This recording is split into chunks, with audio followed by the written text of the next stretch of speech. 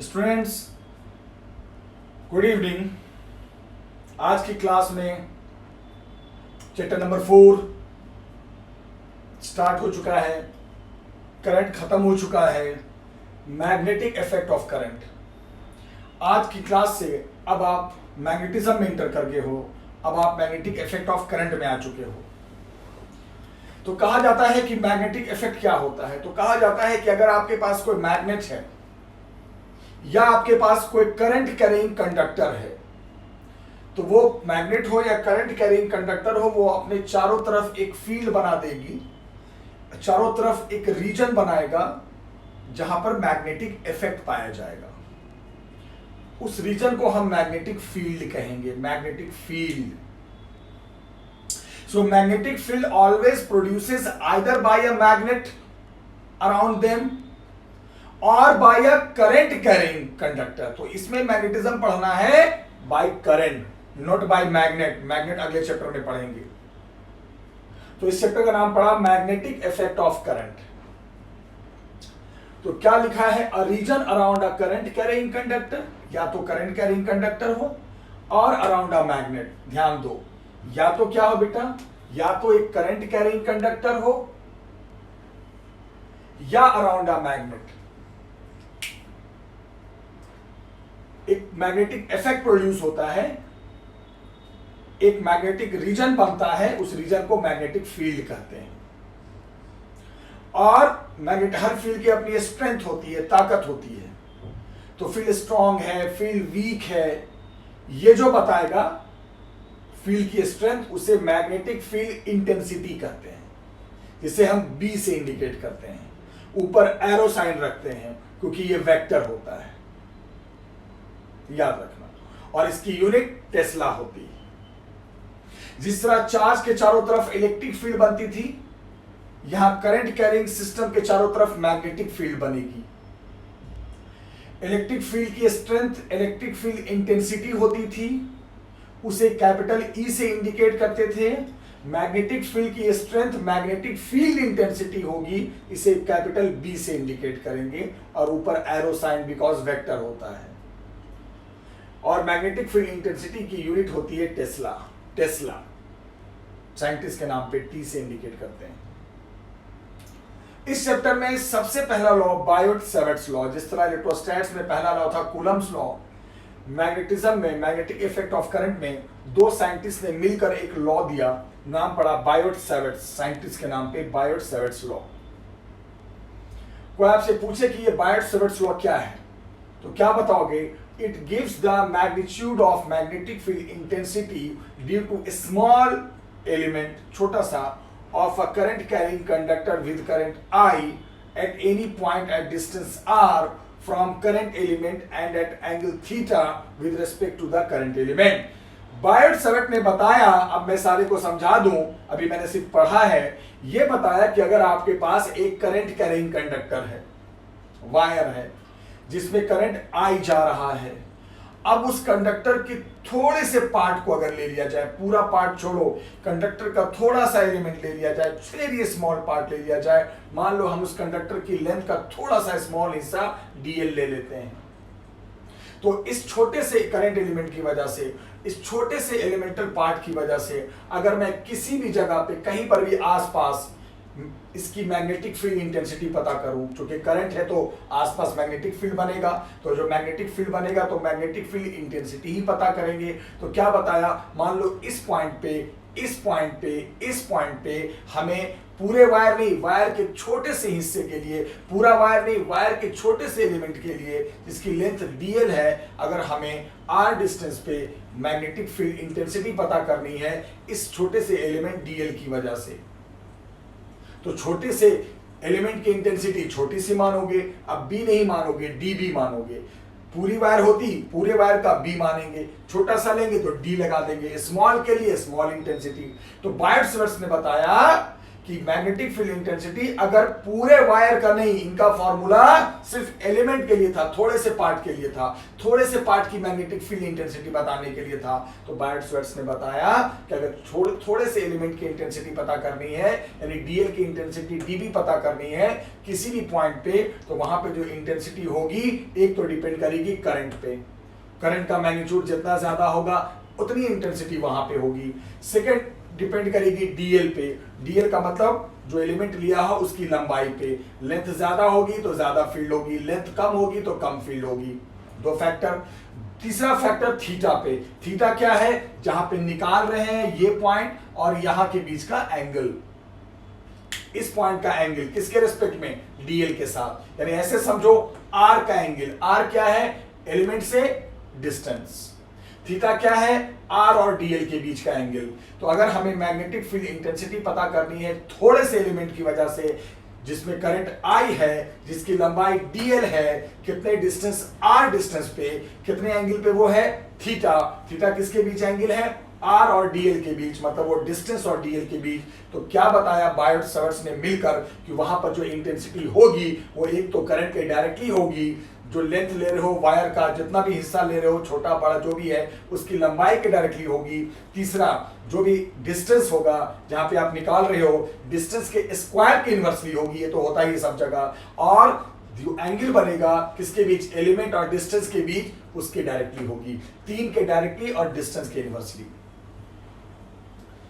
तो ये बायट-स्वर्ट्ज लॉ पूरे वायर की मैग्नेटिक फील्ड नहीं बताता है, ये बताता है वायर के थोड़े से हिस्से का। तो एक साथ कंबाइन करोगे तो I dl sine theta by r square, proportional sine. और अच्छे से पता है प्रोपोर्शनल साइन हटता है तो कांस्टेंट आता है, इलेक्ट्रोस्टैट्स में भी आता था 1/4 पाई एप्सिलॉन नॉट, यहां आता है म्यू नॉट बाई 4 पाई, ये कांस्टेंट होता है। अब बाकी I dl sine theta by r square, ये म्यू नॉट क्या है, इलेक्ट्रोस्टैट्स में एप्सिलॉन नॉट क्या होता था, परमिटिविटी, यहां बोलते हैं परमिएबिलिटी, नॉट लग गया मतलब वैक्यूम में, तो permeability of magnetic field in vacuum. Her medium की अलग अलग कांस्टेंट वैल्यू होती है मैग्नेटिज्म में, उसे परमिएबिलिटी कहते हैं। ये वैक्यूम का है तो नॉट आएगा और नीचे 4 पाई, ये कांस्टेंट आता है। और इस कांस्टेंट की वैल्यू अगर देखी जाए तो 10⁻⁻7 वैल्यू होती है, याद रखना। तो फाइनली आपको मैं बता दूं कि ये फॉर्मूला किन्होंने बताया, बायट-स्वर्ट्ज ने बताया। ये फॉर्मूला किसका है, मैग्नेटिक फील्ड इंटेंसिटी का है। किसके मैग्नेटिक फील्ड इंटेंसिटी का है, पूरे वायर का है, नहीं, वायर के थोड़े से एलिमेंट की वजह से है, जिसमें करंट आई है, जिसकी लंबाई डीएल है, कितने डिस्टेंस पे, आर डिस्टेंस पे, और वो एलिमेंट और दूरी डिस्टेंस आपस में थीटा एंगल पे। कांस्टेंट जो आता है उसकी वैल्यू 10⁻⁻7 होती है, ध्यान रखना। अब बच्चे आपसे मैं एक बात पूछूंगा, थोड़ा सा टफ चैप्टर है, आराम से पढ़ो। ये डीएल क्या है, थोड़ा सा एक लेंथ है और स्ट्रेट लंबाई है। कोई भी स्ट्रेट लंबाई बड़ी हो या छोटी हो, बड़ी लंबाई हो या छोटी लंबाई हो, अगर सीधी है तो वो वेक्टर में आती है, वो डिस्प्लेसमेंट कहलाती है। तो डीएल यहां पर वेक्टर है और करंट स्केलर होता है, 11 से पढ़ते हैं, और करंट स्केलर होता है। तो करंट स्केलर और डीएल वेक्टर, लेकिन अगर मैं दोनों को मल्टीप्लाई करके लिखूंगा तो करंट एलिमेंट कहलाएगा और वो वेक्टर होगा, क्योंकि कहते हैं फिजिक्स में कि अगर एक वेक्टर और स्केलर कंबाइंड हो जाए तो रिजल्ट वेक्टर ही रहता है। तो इंडिविजुअली समझो, करंट अपने आप में स्केलर है और डीएल अपने आप में वेक्टर है। I scalar, current scalar, dl element vector, but multiply करोगे तो आई डीएल एक साथ क्या कहलाएगा, करंट एलिमेंट। तो करंट एलिमेंट को अगर एक साथ देखोगे तो वो वेक्टर होगा। I is called current, DL is called element, but IDL इकट्ठे पढ़ोगे तो करंट एलिमेंट, और करंट एलिमेंट अपने आप में वेक्टर होगा, याद रखना। क्यों बताया वो भी मैं बताऊं। अब पेपर में आया कि ये जो हमने बायट-स्वर्ट्ज लॉ पढ़ा है, जो हमने फॉर्मूला बनाया है मैग्नेटिक फील्ड इंटेंसिटी का, छोटे से एलिमेंट की वजह से इसका वेक्टर फॉर्म बनाओ, इसका वेक्टर फॉर्म बनाओ। तो वेक्टर फॉर्म बनाने के लिए पहले भी पढ़ाया था, फिर पढ़ लो। कभी भी किसी भी वेक्टर, किसी भी फॉर्मूले को मुझे पता है कि ये वेक्टर है, मुझे पता है कि इंटेंसिटी वेक्टर होती है, इंटेंसिटी वेक्टर होती है, लेकिन वेक्टर फॉर्म अगर बनाना हो, कभी उसको वेक्टर फॉर्म में कन्वर्ट करना हो बेटा, तो वेक्टर फॉर्म में कन्वर्ट करने के लिए क्या करते हैं जरा देखो। अब आप मान लो इसको हमें वेक्टर फॉर्म में कन्वर्ट करना है, तो इसी के फॉर्मूले में ढूंढो कौन वेक्टर है, कौन कौन वेक्टर है। कौन कौन वेक्टर है, उन्हीं वेक्टर में से कोई भी एक वेक्टर के यूनिट वेक्टर से मल्टीप्लाई कर दो। ये रूल होता है। यूनिट वेक्टर से क्यों? क्योंकि उसका मैग्नीट्यूड 1 होता है, उसके आने से इसके मैग्नीट्यूड पे फर्क नहीं पड़ेगा। बट वो यूनिट वेक्टर कहीं बाहर से नहीं आना चाहिए, अमेरिका और ऑस्ट्रेलिया से। वो यूनिट वेक्टर इसी फॉर्मूले में से किसी का होना चाहिए, इसी में से किसी वेक्टर का यूनिट वेक्टर होना चाहिए। तो इसमें से वेक्टर दो है, एक तो आइडियल है और एक आर है। आर भी तो वेक्टर है। अरे भैया, जिस तरह डीएल छोटी सी लाइन थी, आर लंबी सी लाइन है, पर है तो स्ट्रेट लाइन। तो दो ऑप्शन है, एक तो आइडियल पूरा एक वेक्टर है और एक अकेला आर वेक्टर है। तो क्यों ना हम आर को ही ले लें और आर के ही यूनिट वेक्टर से मल्टीप्लाई कर दें। अगर डीबी के ऊपर एरो साइन रखना है, इसको वेक्टर फॉर्म बनाना है, तो एक यूनिट वेक्टर से पूरे को मल्टीप्लाई कर दो तो वो वेक्टर बन जाएगा।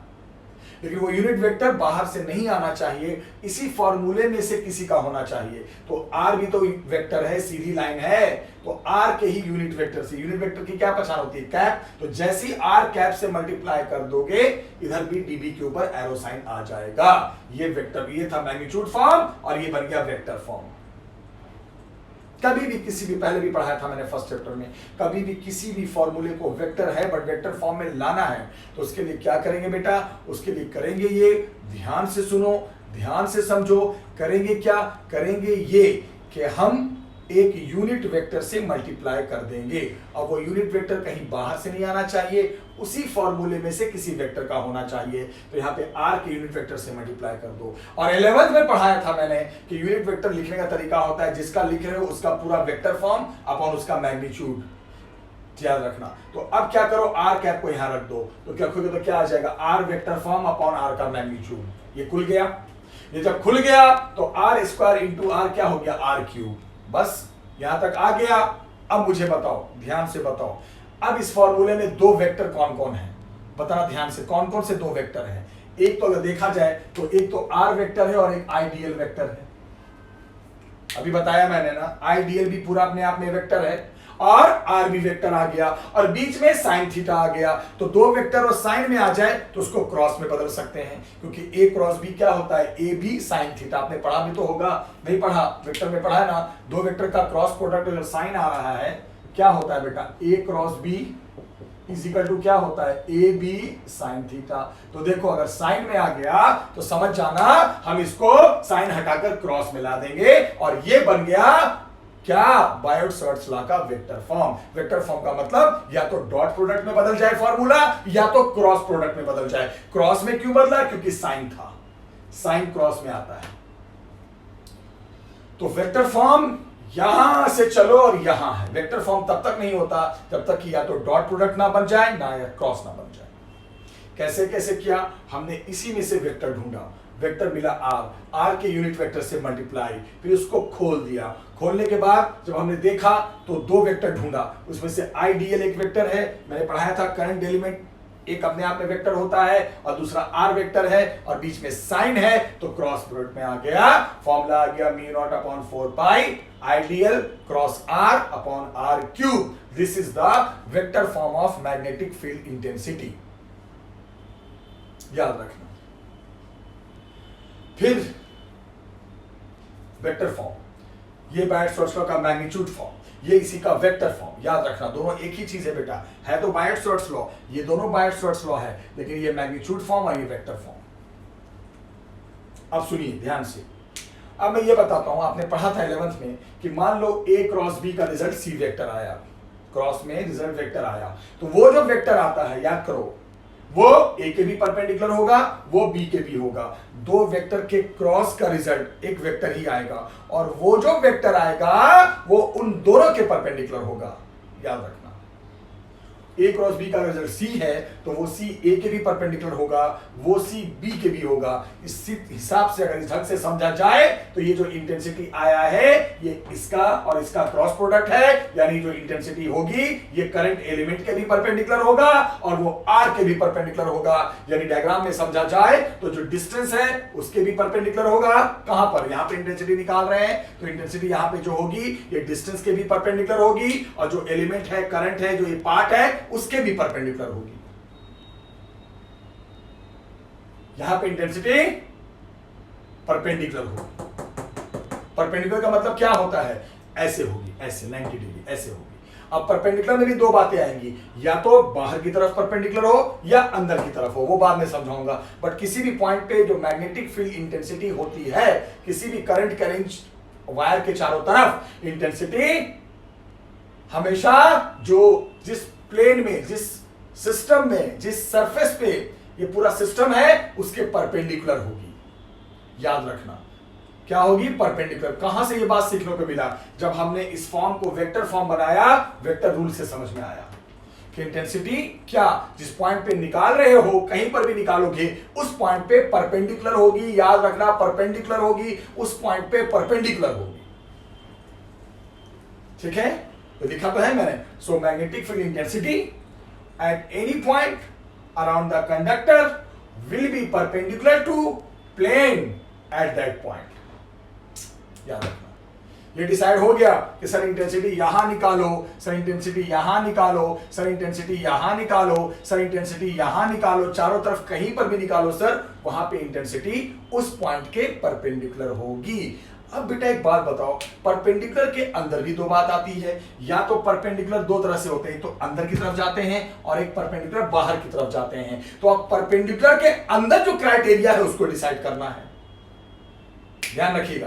तो अब क्या बताया गया, ध्यान से, परपेंडिकुलर तो हो गई है तो यहीं पे डिसाइड हो गया, लेकिन परपेंडिकुलर में दो ऑप्शन, परपेंडिकुलर इनवर्ड या परपेंडिकुलर आउटवर्ड। अब ये डिसाइड करेंगे तो सुनो, ध्यान से सुनो। Not to define the magnetic field intensity perpendicular inward है या परपेंडिकुलर आउटवर्ड है। परपेंडिकुलर तो हो ही गया, अब इनवर्ड और आउटवर्ड देखना है। उसके लिए नया रूल है right hand thumb rule. Right hand thumb rule, अब ये राइट हैंड थंब रूल क्या है भाई, कौन सा रूल बेटा, राइट हैंड थंब रूल। तो अब मैं आपको यह बताऊंगा कि आखिर ये राइट हैंड थंब रूल क्या है। सबसे बड़ी बात यह है कि सर ये तो डिसाइड हो गया, क्या डिसाइड हो गया कि मैग्नेटिक फील्ड इंटेंसिटी किसी भी पॉइंट पे आप निकालोगे तो वो क्या होगी, बताओ, क्या मैंने बताया, वो उस पॉइंट पे परपेंडिकुलर होगी।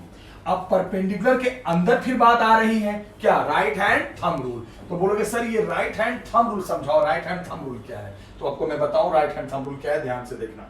जैसे मान लो, एग्जांपल समझाऊं, ये करंट कैरिंग कंडक्टर है, राइट, ध्यान देना। अब मैग्नेटिक फील्ड इंटेंसिटी की डायरेक्शन हमें यहां पर भी बतानी है और यहां पर भी बतानी है, दोनों जगह बतानी है। ये पक्की बात है कि परपेंडिकुलर होगी, परपेंडिकुलर होगी मतलब इस पॉइंट पे या तो परपेंडिकुलर ऐसे होगी या परपेंडिकुलर अंदर होगी, या परपेंडिकुलर बाहर आएगी या परपेंडिकुलर अंदर जाएगी। तो ये तो पक्का हो गया कि परपेंडिकुलर है, लेकिन परपेंडिकुलर इनवर्ड और आउटवर्ड कैसे डिसाइड करें बेटा, उसके लिए ध्यान से देखिएगा। Right hand thumb rule, right hand thumb rule. अभी राइट हैंड थंब रूल है क्या, सुनो क्या है। इस रूल में क्या है कि आपको कंडक्टर को राइट हैंड से पकड़ना है और इस तरह पकड़ना है कि आपका जो थंब है, जो अंगूठा है, वो करंट के डायरेक्शन में हो। हाँ, करंट के डायरेक्शन में हो। जैसे इस कंडक्टर में करंट ऊपर जा रहा है, ऊपर जा रहा है ना बेटा, ठीक है। तो मान लो ये एग्जांपल में मैं इसको हमेशा कंडक्टर मानूंगा और जो ब्लैक कैप है वो उधर ही रखूंगा जिधर करंट है, ठीक है। अभी करंट ऐसे जा रहा है, ऐसे हो गया, ये ब्लैक कैप उधर ही होगा जिधर करंट जा रहा है। नीचे आता करंट तो मैं इसको नीचे कर देता। ये आज की क्लास में ब्लैक कैप जो है ना वो करंट की डायरेक्शन में होगा। चलो ऐसे हो गया। अब क्या करना, देखो, अब इसको राइट हैंड से पकड़ना है और इस तरह पकड़ना है बेटा, क्या, जिस तरह कि थंब करंट के डायरेक्शन में हो। देखो इसे पकड़ लिया और ऐसे करके बंद कर लिया। चलो ध्यान से देखो, दिख रहा है, ध्यान से देखना, बहुत अच्छा रूल है। अब बताओ, जब आपने पकड़ लिया और थंब को रखा करंट के डायरेक्शन में, तो अब जो पूछूंगा वो जवाब देना। जो मेरी उंगलियां हैं, फिंगर्स हैं, सारे फिंगर्स वो कंडक्टर के इधर चले हैं या इधर है, सब इधर है।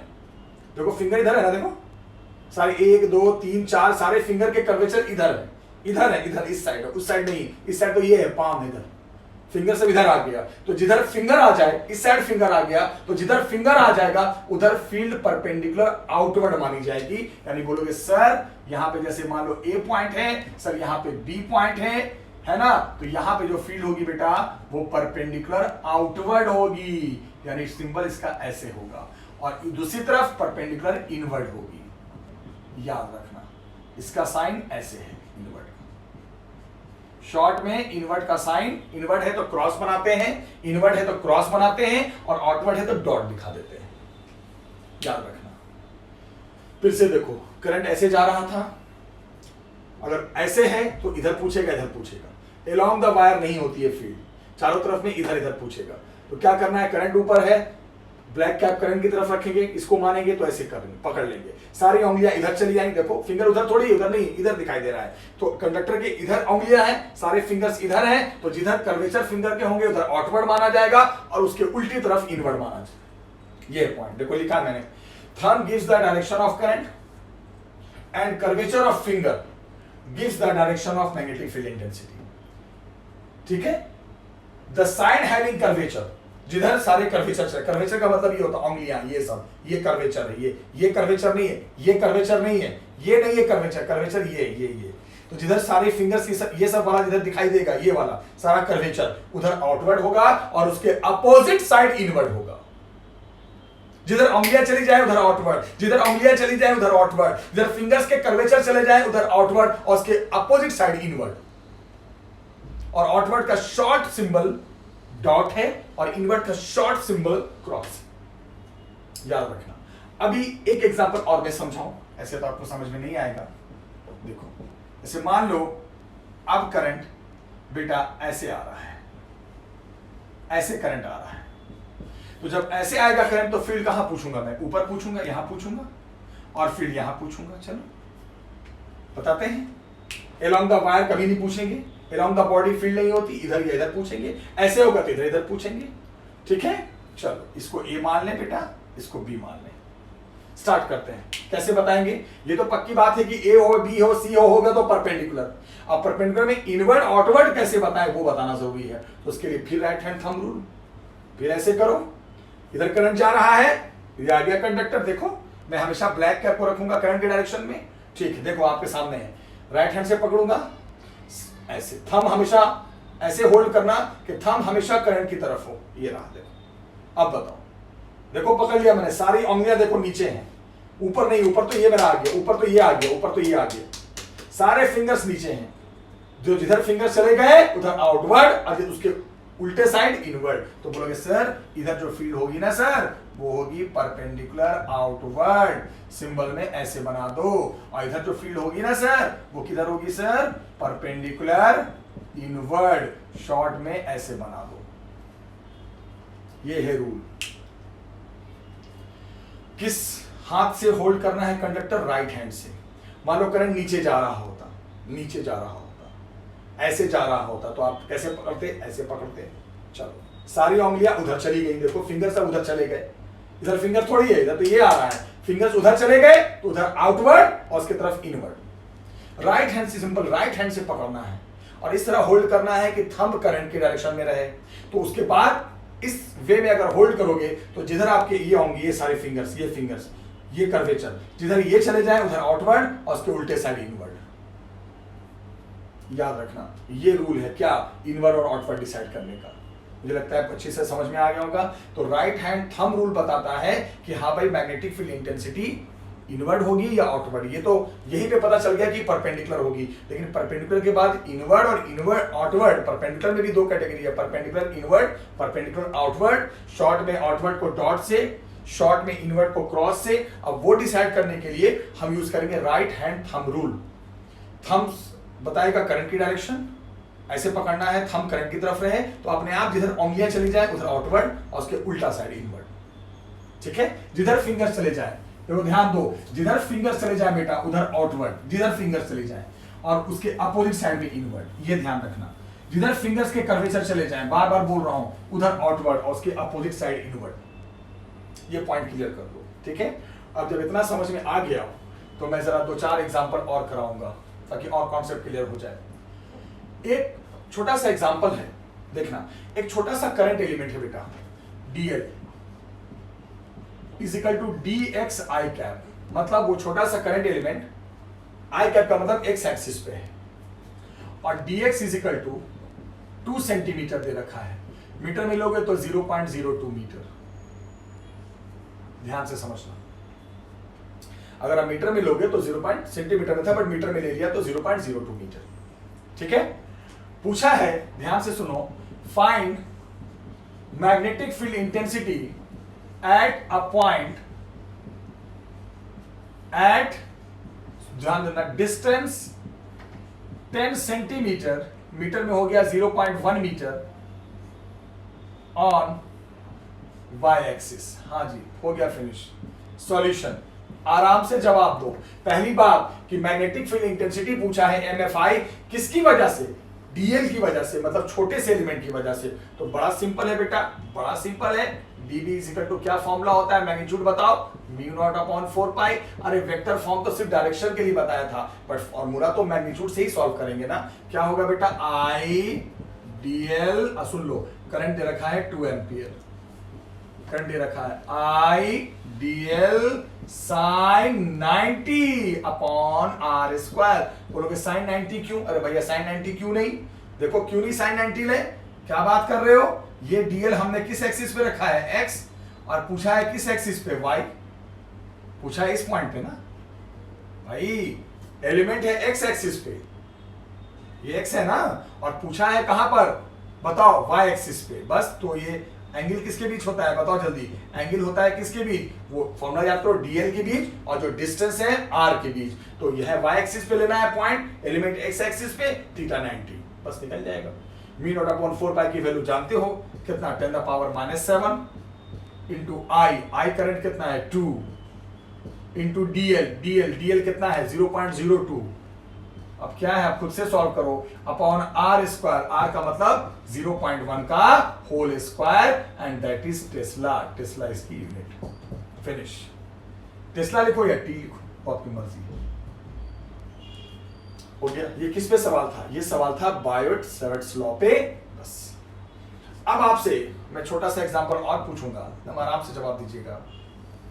दो करंट कैरिंग वायर है, दोनों में करंट आई जा रहा है, ठीक है, और इनके बीच की दूरी, अभी मैं इसको बाद में कराता हूं, पहले देखो छोड़। तो आपने ये देखा, दैट वाज व्हाट, बायोट-सैवर्ट्स लॉ क्या है और उसका एप्लीकेशन क्या है, ठीक है। अब बच्चे ध्यान से देखना, अब मैं आपको पढ़ाने जा रहा हूं topic magnetic field intensity due to a wire, due to a current carrying wire. अभी भी हमने आपको मैग्नेटिक फील्ड इंटेंसिटी पढ़ाया और अभी भी मैं वही पढ़ा रहा हूं, पर अब अगर ध्यान दोगे, अगर ध्यान से समझोगे, तो ये जो इंटेंसिटी है, वो जो इंटेंसिटी था वो पूरे वायर का नहीं था बेटा, वो वायर के छोटे से पार्ट का था, वो पूरे वायर का नहीं था, वो वायर के थोड़े से हिस्से का था। लेकिन अब मैं जो इंटेंसिटी निकाल रहा हूं वो पूरे वायर का निकाल रहा हूं, कंप्लीट वायर का निकाल रहा हूं। ध्यान से देखना, अच्छे से देखना, ठीक है। तो इसके लिए क्या करो, जैसे देखो ये वायर हो गया, करंट आई, यहां जो निकालना है वो हमें इस पॉइंट पे, कितनी डिस्टेंस पे पॉइंट है, आर। फिर यहां पे कुछ चीजों को और लेना है, जहां पे निकालेंगे, जैसे यहां पे निकालेंगे, तो जहां पे निकालेंगे इस पॉइंट पे निकाल रहे हैं, तो यहां पे दो एंगल भी लेना पड़ेगा, दो एंगल याद रखना, φ1 φ2। थीटा भी लोग मानते हैं, लोग फाई भी मानते हैं, थीटा भी मानते हैं लोग, फाई भी मानते हैं, मर्जी है। बहुत सारे बुक में फाई मानते हैं, ठीक है। और ये पूरी वायर हो गई, पूरी वायर हो गई, फिर से सुनो, पूरी वायर हो गई, कंप्लीट वायर हो गई बेटा। और इस कंप्लीट वायर की वजह से हमें आर डिस्टेंस पे एक पॉइंट है, कोई भी एक पॉइंट मान लो, पी पॉइंट है, यहां पे निकालनी है मैग्नेटिक फील्ड इंटेंसिटी, इस पॉइंट पे। अब यहां पे क्या क्या चीजें हैं उसके बारे में समझा दो, ध्यान रखना। तो इस इंटेंसिटी को डीबी तो मानेंगे नहीं, बी मानेंगे। क्यों बी मानेंगे? क्योंकि अब तो पूरे वायर की इंटेंसिटी देख रहे हैं। तो B is what, B is magnetic field intensity due to wire at distance, कितना डिस्टेंस पे, अच्छा डिस्टेंस नहीं, वो जो जहां से निकालोगे ना बेटा, वहां से वो जो डिस्टेंस होता है वो परपेंडिकुलर होता है, ये भी ध्यान रखना। इस पॉइंट से निकाल रहे हैं, इस पॉइंट पे निकाल रहे हैं पूरे वायर की वजह से, तो जो डिस्टेंस लेंगे वो उस पॉइंट से वायर का परपेंडिकुलर होना चाहिए, यानी कि ऐसे distance at a perpendicular distance at a point at perpendicular distance r from the wire and having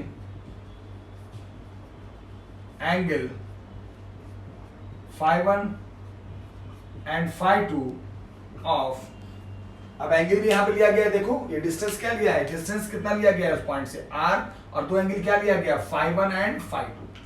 किसका phi1 phi2 किसका है,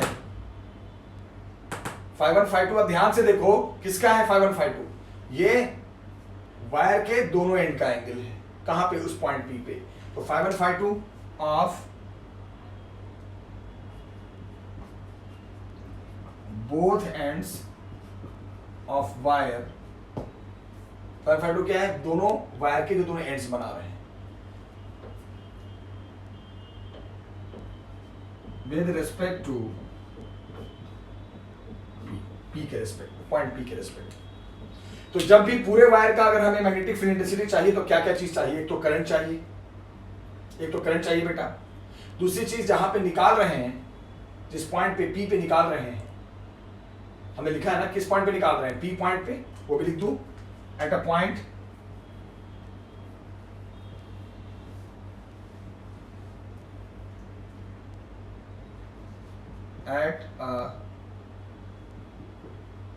एट पॉइंट P, जो कितनी डिस्टेंस पे ये पॉइंट है, ध्यान रखना कितनी डिस्टेंस पे है r, वो पॉइंट P की परपेंडिकुलर डिस्टेंस होनी चाहिए r, और इस पॉइंट P पे वायर का दोनों एंड कितना एंगल बना रहा है, phi1 and phi2 with respect to, किसके रिस्पेक्ट में, with respect to point P and a wire with किसके साथ, R।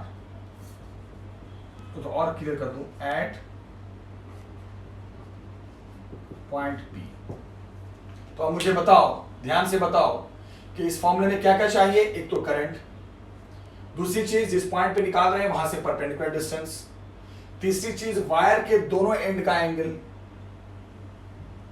phi1 एंड phi2, किस पॉइंट पे एंगल, P पे, वो वायर के दोनों एंड का एंगल किसके साथ, R के साथ। तो सब कुछ तो लिख दिया मैंने, पॉइंट P पे एंगल देखना है, R के साथ देखना है, दोनों एंगल देखना है, पॉइंट P पे निकाल रहे। तो जब इतनी चीजों की जानकारी हो जाएगी, जब इतना चीज आप समझ लोगे, तो उसके बाद जब हम निकालेंगे मैग्नेटिक फील्ड इंटेंसिटी, याद रखना बेटा, और इसका डेरिवेशन सिलेबस में नहीं है, पहले होता था अब नहीं आता, बहुत पहले हट चुका है। तो अगर हमें इंटेंसिटी निकालनी है पूरे वायर की, तो याद रखना जो फॉर्मूला है वो फॉर्मूला है B is equal to mu not I upon 4 pi R sine phi1 plus sine phi2।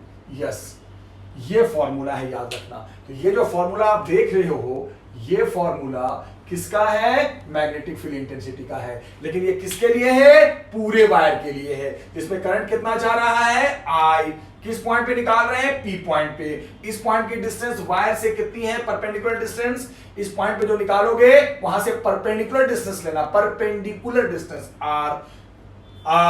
फिर क्या बताया, इस पॉइंट पे वायर का दोनों एंड, ये वाला एंड और ये वाला एंड कितना एंगल बना रहा है, phi1 एंड phi2। तो phi1 और phi2 देखा जाए तो किसके साथ एंगल है, वायर के इस एंड का, वायर के इस एंड का किसके साथ एंगल है, R के साथ, phi1 एंड phi2। इतनी चीज जानकारी हो जाती है तब पूरे वायर की मैग्नेटिक फील्ड आप लिख सकते हो। Derivation is not in syllabus.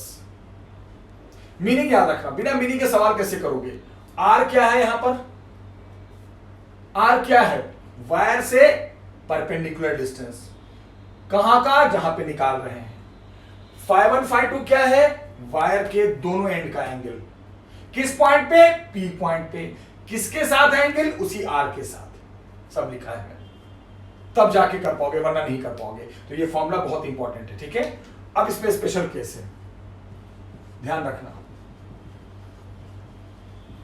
For long wire, अगर वायर बहुत लंबा हो जाए, वायर की लंबाई बढ़ जाए, तो बेटा जब वायर लॉन्ग हो जाएगा तो आपको पता है, जब वायर लॉन्ग हो जाएगा तो याद रखना फिर दोनों एंगल 90 लेने पड़ेंगे। बोलोगे ये सर कैसे हो गया, 90 कैसे हो गया, समझना।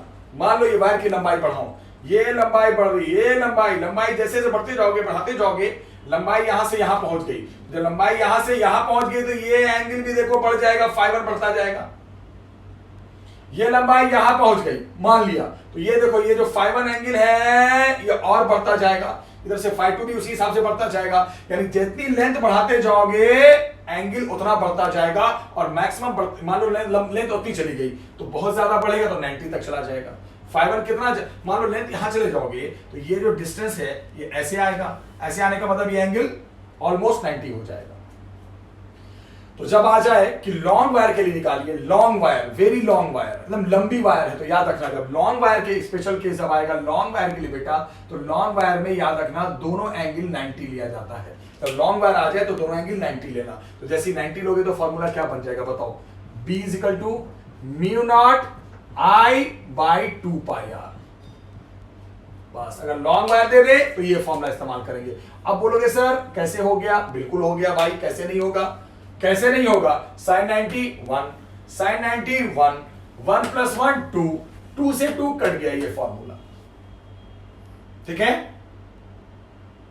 तो अगर लॉन्ग वायर बोल देगा, अगर लॉन्ग वायर बोल दिया तो सीधे ये फॉर्मूला, वो सब भूल जाना। और लॉन्ग वायर नहीं बोला तब तो फिर भैया फिर तो आपको एंगल भी चाहिए, सब कुछ चाहिए, याद रखना। तो ये जो फॉर्मूला आप देख रहे हो मैग्नेटिक फील्ड इंटेंसिटी का, कहां पर है, आर डिस्टेंस पे, पी पॉइंट पे, ठीक है, अलग अलग केसेस में। इन सब पॉइंट को याद रखना, अच्छे से याद रखना, भूलना बिल्कुल नहीं है, कभी नहीं भूलना है। अब मुझे एक बात बताना ध्यान से। अब बेटा मान लो एक छोटा सा एग्जांपल कराता हूं, ज्यादा मैं छोटा सा एग्जांपल। एक वायर है, दो वायर है, करंट आई है, करंट आई है, समझ लो, उसके बाद खत्म करूंगा क्लास, ठीक है। एक पॉइंट यहां पर है ए, एक पॉइंट यहां पर है बी, ये डिस्टेंस है पूरा आर, ये डिस्टेंस आधा है r/2, 50% डिस्टेंस, ठीक है। मैं पूछ रहा हूं ध्यान से बताना, फाइंड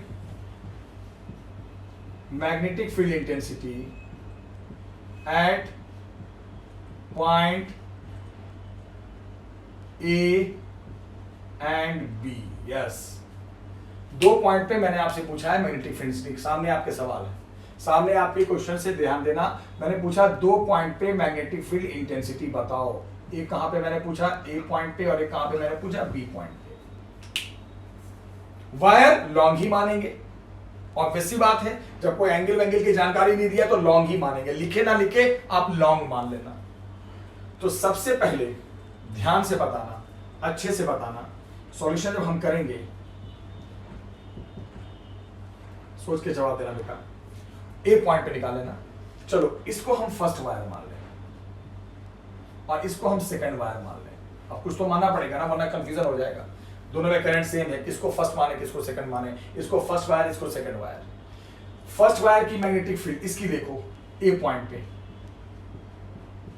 कितनी दूरी पे है, r/2, वायर लॉन्ग है, फॉर्मूला ये चलेगा, डिस्टेंस r नहीं लेंगे, अब डिस्टेंस क्या लेंगे, r/2 लेंगे। डिस्टेंस तो वो लेते हैं ना जो वायर से होती है, तो वायर से इस पॉइंट की दूरी कितनी है, r/2, तो क्या हो जाएगा बताओ, μ0 I/2π, और जो भी दूरी है कितना, r/2, क्या आ गया बेटा, μ0 I/πr हो गई इसकी इंटेंसिटी, जो भी डिस्टेंस है। और फॉर्मूले में r क्या होता है, वो डिस्टेंस होता है पॉइंट का, तो यहां से a से जो डिस्टेंस बनेगा वही रखेंगे ना, अब r थोड़ी रख देंगे, r/2 है तो r/2 ही रखेंगे ना।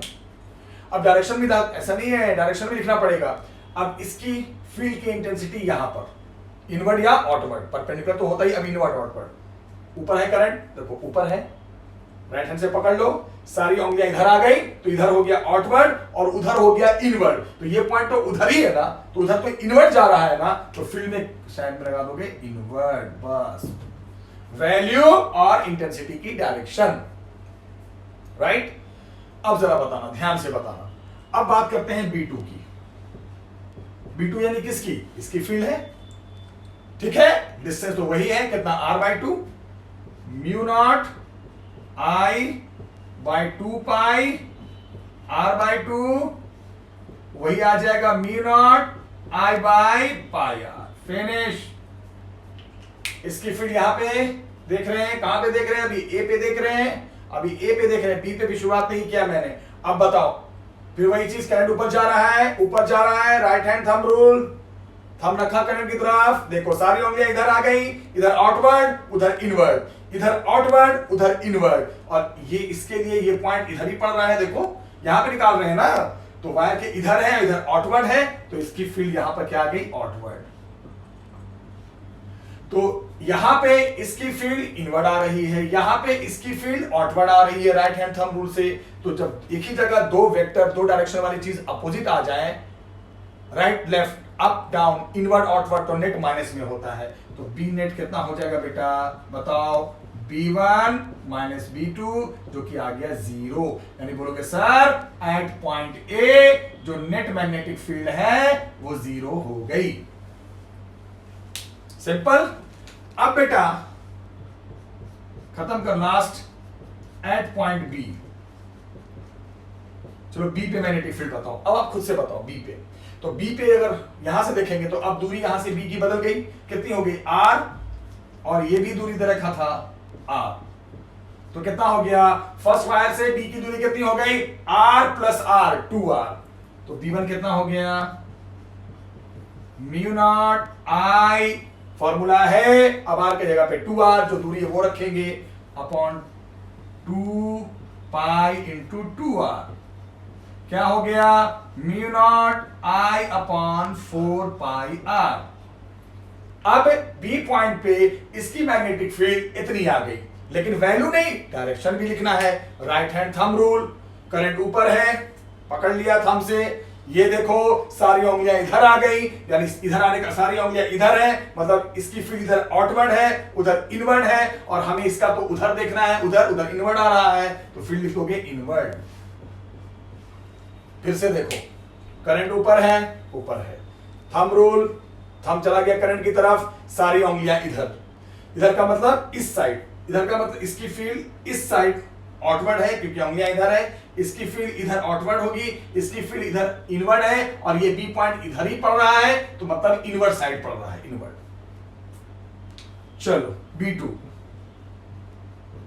B2 का मतलब किसकी फील्ड, दूसरे वाली की, तो डिस्टेंस अब क्या बन रहा है बी पॉइंट तक, r, तो क्या हो जाएगा, mu not I upon 2 pi R, direction ऊपर करंट है, चलो देखो हो गया, राइट, इधर क्या था आउटवर्ड, उधर क्या था इनवर्ड, तो इसकी फील्ड इधर क्या है इनवर्ड, ये भी इनवर्ड, इसकी भी इधर इनवर्ड, इसकी भी इधर इनवर्ड, हो गया, एक ही डायरेक्शन में चला गया बेटा। तो जो बी नेट लिखोगे लास्ट में क्या हो जाएगा, जोड़ दो दोनों को, B1 प्लस B2, तो जब दोनों इनवर्ड है तो नेट भी क्या होगा, इनवर्ड ही होगा, जब ये दोनों इनवर्ड है तो वो भी इनवर्ड जाएगा, यानी बी पे नेट इंटेंसिटी इतनी होगी, दोनों को जोड़ के जो आएगा, किसको, इसको जोड़ के जो आएगा, और नेट भी इनवर्ड जाएगा। तो एक तो फॉर्मूला है लॉन्ग वायर का ये वाला। अब आर का मतलब होता है वायर से डिस्टेंस, अब डिस्टेंस जो भी सवाल में बने वही लेंगे। अब ए पे निकालना था, बी पे निकालना था, ठीक है। अब ए और बी को कहीं कंफ्यूज ना हो जाए, काम करते हैं हम, इसको ए और बी को हटा देते हैं, इसको पी और क्यू कर देते हैं, क्योंकि बी कहीं आप ऐसा ना समझ लो बी मैग्नेटिक फील्ड भी होता है, ठीक है। तो इसको मैं पी बना देता हूँ, ए को मैं पी मान लेता हूँ, वो ज्यादा सही रहेगा आपके लिए, और बी को मैं क्यू मान लेता हूँ, ठीक है। तो अभी जो हमने निकाला कहां पर, पहले पी पे निकाला और फिर कहां पे निकाला बेटा, पॉइंट क्यू पे निकाला, बस समझ में। तो ये जरूर समझना है कि वायर अगर करंट ऐसे है, ऐसे पकड़ लेंगे, थंब को रखेंगे करंट की तरफ, और उसके बाद देखेंगे कि उंगलियां फिंगर्स किधर चली गई, फिंगर्स इधर आ गई तो इधर आउटवर्ड, उसके अपोजिट साइड इनवर्ड। अब जैसे इसकी वजह से निकालना था, या चलो क्यू पॉइंट पे निकालना था, तो इसकी फील्ड की पहले वैल्यू लिखो, फिर इसकी फील्ड की डायरेक्शन लिखो। कैसे लिखोगे, करंट ऊपर है, इधर आउटवर्ड आ रहा है, उधर इनवर्ड, तो क्यू पे अगर देखेंगे तो क्यू उधर ही पड़ रहा है, यानी इनवर्ड। इसका भी देखोगे तो इनवर्ड, एक ही डायरेक्शन में चला गए तो प्लस, तो दोनों इनवर्ड है तो नेट भी इनवर्ड चला जाएगा। अब मान लो इस पॉइंट पे देखना था, देखो इसका इधर आउटवर्ड उधर इनवर्ड, यानी इसका इधर इनवर्ड, इसका देखो इधर आउटवर्ड उधर इनवर्ड, इसका इधर आउटवर्ड। हम अगर पी पे देख रहे हैं तो इसका यहाँ पर इनवर्ड आ रहा है, पी पे देख रहे हैं तो इसकी फील्ड यहाँ पे आउटवर्ड आ रही है, तो एक इनवर्ड आ रही है दूसरी आउटवर्ड आ रही है। तो क्या करेंगे, जब दो अपोजिट आ जाए तो सीधे माइनस करेंगे, और चूंकि वैल्यू बराबर है तो वो कट के जीरो हो जाएगा, जीरो फील्ड। तो इन सब सवाल को अभी और भी कराऊंगा अगली क्लास में। इन सब सवाल को सॉल्व करने के लिए सबसे पहले ये पता होना चाहिए राइट हैंड थंब रूल, क्योंकि वैल्यू तो आप फॉर्मूले से लिख ही दोगे, लेकिन वैल्यू के बाद जो लास्ट में नेट निकालोगे वो कैसे प्लस करें नेट या माइनस करें, वहां कंफ्यूजन हो जाएगा। तो बिना राइट हैंड थंब रूल के नहीं होगा। एक बार जाते जाते फिर थंब रूल समझा दूं। मान लो करंट ऐसे जा रहा है, फील्ड ऊपर और नीचे की डायरेक्शन बतानी है, तो कैसे पकड़ेंगे, राइट हैंड से। उधर करंट है तो थंब को रखेंगे और बंद कर लेंगे। सारी उंगलियां देखो मेरे, इसको अगर वायर मान रहे हैं तो सारी उंगलियां वायर के ऊपर आ गई, तो ऊपर फील्ड जो होगी वो आउटवर्ड और नीचे की तरफ होगी इनवर्ड। ठीक है, अभी और भी क्वेश्चंस कराऊंगा तो और समझ में आएगा, अभी और भी प्रैक्टिस कराऊंगा, क्योंकि इतना आसान नहीं है कि तो समझ में आ जाए। अब इस पे बहुत सारे क्वेश्चन प्रैक्टिस कराऊंगा। ये समझ में आया, पी पॉइंट पे निकालना था, फिर क्यू पॉइंट पे निकालना था। तो पी पे निकालना है तो दूरी पी से ही लेंगे, चाहे इसकी लें चाहे इसकी लें। पी पॉइंट पे निकालना है तो इसकी इंटेंसिटी की डायरेक्शन पी पे क्या है, इसकी क्या है पी पे, वो देखेंगे। क्यू पे निकालना है तो अब क्यू से दूरी लेंगे, चाहे इसकी फील्ड निकाल रहे हो चाहे इसकी निकाल रहे हो, दूरी क्यू से लेंगे, और जो दूरी बनेगी वो फॉर्मूले में रख देंगे। अगर वायर को नहीं कुछ दे, एंगल वैंगल की जानकारी ना दे दोनों एंड की, तो उसको क्या मानेंगे, लॉन्ग ही मानेंगे, और ज्यादातर सवाल लॉन्ग पे ही आता है। क्यू पे निकालना है तो इसकी इंटेंसिटी क्यू पे क्या होगी, इनवर्ड आउटवर्ड, इसकी क्या होगी क्यू पे इनवर्ड आउटवर्ड, वो रूल से देख लेंगे, और अगर एक तरफ आ गया तो प्लस कर देंगे, और अगर अपोजिट आ रही है कहीं पे फील्ड तो माइनस कर देंगे। ठीक है बेटा, तो ये क्लास लंबी भी है और बहुत अच्छी भी है क्लास। आज मैंने आपको बाइट्स वर्ड्स का पढ़ाया, यानी कि पूरे वायर की फील्ड नहीं, छोटे से पार्ट की फील्ड, और फिर पूरे वायर का फॉर्मूला बताया, पूरे वायर का। ठीक है, फील्ड तो परपेंडिकुलर होती है, समझ में आ ही गया आपको।